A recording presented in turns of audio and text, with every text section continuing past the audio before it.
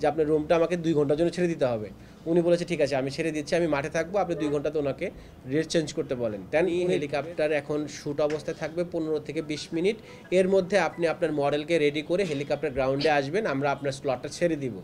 কিন্তু উনি হেলিকপ্টার এই কথা বলে চলে যাওয়ার পরে আমরা যখন শ্যুট শুরু করেছি 3টা 15 মিনিটে উনি দুটো 45 এখান থেকে ফ্লাই করেছে, 2:52-তে আমাদের ওখানে ল্যান্ড করেছে। আমরা 2:52 থেকে বা 53 থেকে আমরা 3টা 15 পর্যন্ত তার আমাদের ফ্লাইটটা আমরা শ্যুট করেছি। মানে বারিশা আপুদের যে একটা স্লট ছিল, গৌতম শাহ নামে যিনি আমাদের মডেল, উনি একজন কোরিওগ্রাফার, বিখ্যাত কোরিওগ্রাফার, উনি এই ইয়াটা ভাড়াটা নিয়েছিলেন। ওনাকে আমরা শ্যুটটা সেরে দেই।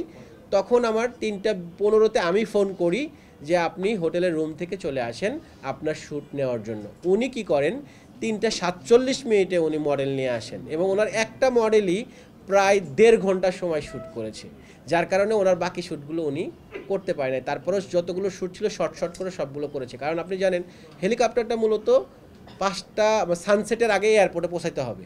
তো তখন অলরেডি 5টা 20 বেজে গেছে, আমি তো আর হেলিকপ্টারটা রাখতে পারছি না।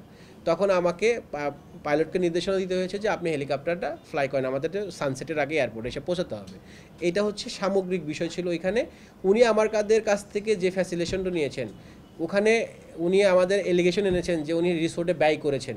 রিসোর্টে উনি রুম পেয়েছেন, এই রুমটা ছিল বারিশা আপুর নামে বুকিং করা, কিন্তু উনি আমাকে বলেছে যে আমার মডেলটা কোথায় মানে ক্লোজটা চেঞ্জ করবে, বাইরে তো আর করতে পারবে না। তখন আমি বলেছি ঠিক আছে, বারিশা আপুকে ফোন করেছি যে আপনার রুমটা আমাকে 2 ঘন্টার জন্য ছেড়ে দিতে হবে।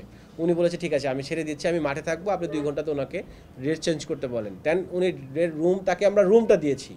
সেই রুমে রাত 9টা পর্যন্ত সে ছিল। রুমটা বুক কয়েকজন মডেল ছিল, তাদের সামনে আমি জিজ্ঞেস করেছি আপনার কোনো এলিগেশন আছে কিনা, কোনো কমপ্লেন আছে কিনা, থাকলে আমাকে বলতে পারেন। উনি আমার হাতে আমাকে ধন্যবাদ দিয়ে বলেছে যে ভাইয়া কোনো এলিগেশন নাই, আমার সব কিছু ঠিক আছে, ধন্যবাদ, আমরা নেক্সটে আবার করব, এই বলে আমরা ওখানে কিন্তু সমাপ্ত করেছি।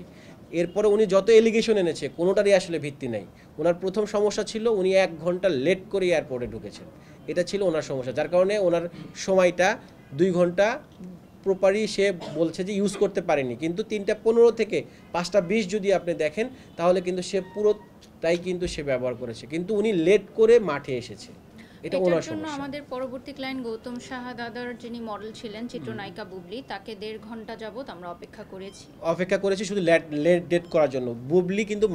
বুবলি ম্যাডাম কিন্তু মাঠে রেডি ছিলেন, একদম ড্রেস পরে একদম হেলিকপ্টার মাঠে রেডি ছিলেন, যার কারণে নামার সাথে সাথে তার শ্যুটটা ছিল এবং তার শ্যুটটা ফ্লাইং অবস্থায় ছিল, মানে হেলিকপ্টার চলমান অবস্থায় থাকবে এবং সেটারই পেমেন্ট ওনারা করেছিলেন এবং তারাও পেমেন্ট করেছে, দুটোই কোম্পানি পেমেন্ট করেছে। কিন্তু সেক্ষেত্রে উনি আমাদের সাথে যে পেমেন্ট করে যে কথার করেছে যে সময় মতো আসতে পারেনি, এটা ছিল তার সমস্যা, যার কারণে আমরা প্রপারলি উনি সানসেট পাইনি বলেছেন।